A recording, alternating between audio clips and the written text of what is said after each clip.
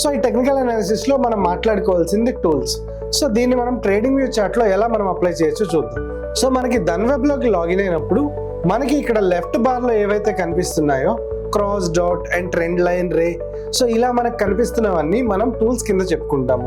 And మీరు ఒకవేళ Fibonacci retracement తీసుకోవాలన్నా, లేదా మీరు ఒక ప్రొజెక్షన్స్ చేసుకోవాలన్నా, యాంకర్డ్ వీవ్యాప్ చేసుకోవాలన్నా, లేదా మీరు Fibonacci retracements, Gann box, Gann circles, ఇలా ఏదో ఒక విషయాన్ని మీరు ఫోకస్ చేసి దాంట్లో మాస్టర్ చేసుకోవాలనుకున్నప్పుడు మీకు ఈ టూల్ సెక్షన్ అనేది యూస్ఫుల్గా ఉంటుంది.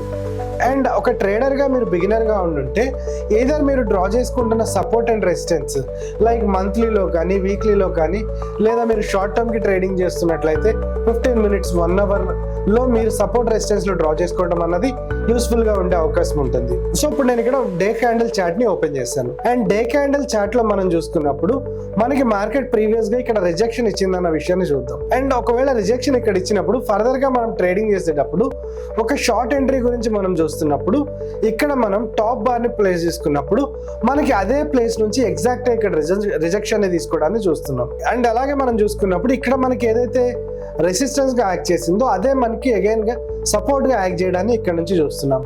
అండ్ ఇక్కడ మనకి మల్టిపుల్ టైమ్స్ సపోర్ట్ అండ్ రెసిస్టెన్సెస్గా ఇవి ఉండడాన్ని చూస్తున్నాం. సో మీరు బిగినర్గా ఉండుంటే ఇలా వచ్చే సపోర్ట్ అండ్ రెసిస్టెన్స్, లేదా మీరు స్వింగ్ ట్రేడింగ్ చేద్దాం అనుకున్నప్పుడు సపోర్ట్ అండ్ రెసిస్టెన్స్ జోన్స్, లేదా డైనమిక్ సపోర్ట్ అండ్ రెసిస్టెన్సెస్, ఇలా మనం ఏవైతే మన ట్రేడింగ్ జర్నీ కోసం లేదా మన ట్రేడింగ్ సిస్టమ్ ప్రకారం మనం సూటబుల్ అనుకుంటామో దాన్ని సెలెక్ట్ చేసుకొని ఇక్కడ మనం మాస్టర్ చేయడం ద్వారా మన టెక్నికల్ అనాలిసిస్లో పర్ఫెక్ట్ అండ్ ఫిట్గా అవ్వడానికి అవకాశం ఉంటుంది.